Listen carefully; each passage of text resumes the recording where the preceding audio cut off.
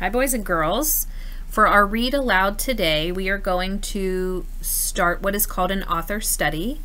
And when you have an author study, you read a group of books by the same author. And the author we're going to start with, his name is Ezra Jack Keats. And this is what he looked like. He was born Jacob Ezra Keats, but when he writes and illustrates his books, he goes by Ezra Jack Keats.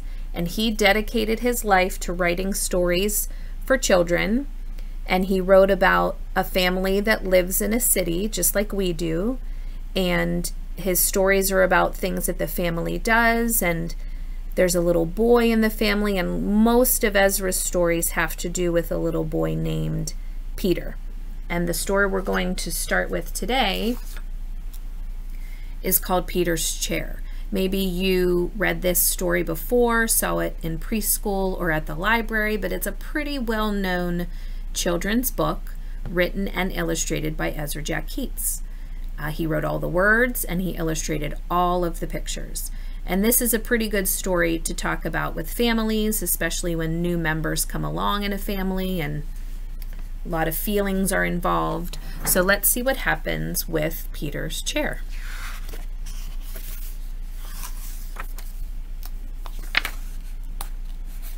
Just passing by the end sheets and the title page that we talked about.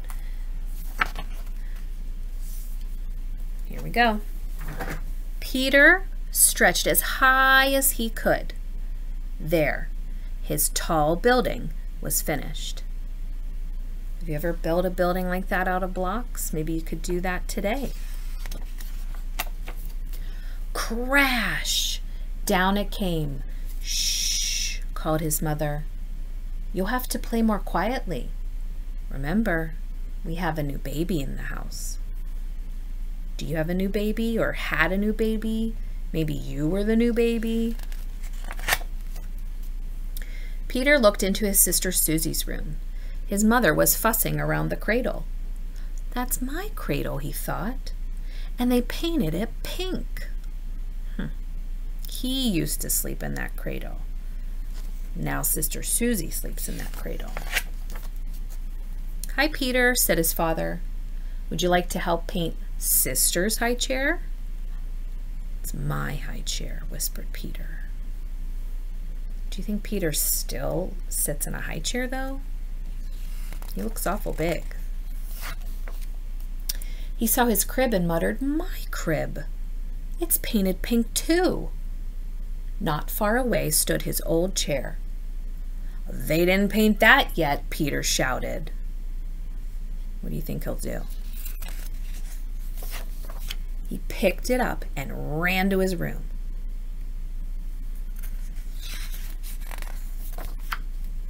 Let's run away, Willie. That's Willie. He's a character in lots of the stories, too. Peter filled a shopping bag with cookies and dog biscuits. We'll take my blue chair, my toy crocodile, and the picture of me when I was the baby. Willie got his bone. Boy, Peter's really upset right now. They went outside and stood in front of his house. This is a good place, said Peter. He arranged his things very nicely and decided to sit in his chair for a while. So there's Peter. There's the picture of him when he was a baby. There's his toy crocodile. And there's the chair. What do you think is going to happen when Peter tries to sit in that chair? Any ideas? But he couldn't fit in the chair. He was too big. He can't even fit in it anymore. His mother came to the window and called, Won't you come back to us, Peter, dear? We have something very special for lunch. Peter and Willie made believe they didn't hear. But Peter got an idea. Wonder what he's thinking. Something about that chair, maybe? Soon his mother saw signs that Peter was home. That rascal is hiding behind the curtain, she said happily. Can you see where he's behind the curtain? Do you have long curtains like that in your house? She moved the curtain away, but he wasn't there. Here I am, shouted Peter. He tricked her. Look what he did. He just put his shoes there, but he hid all the way over here. Do you think you could trick your grown-ups like that? Peter sat in a grown-up chair. His father sat next to him. Daddy, said Peter, let's paint the little chair pink for Susie.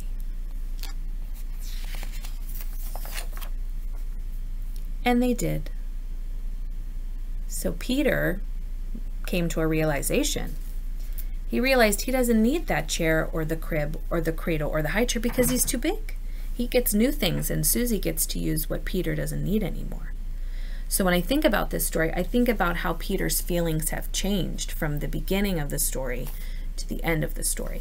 So I'm wondering if you want to extend your learning and do an activity with Peter's chair, could you draw a picture of Peter and how he felt at the beginning? How do you feel at the beginning? And then maybe draw a picture of Peter at the end and how he felt at the end. I hope you enjoyed our first story, Peter's Chair by Ezra Jack Keats, and get ready because we're going to listen to quite a few more.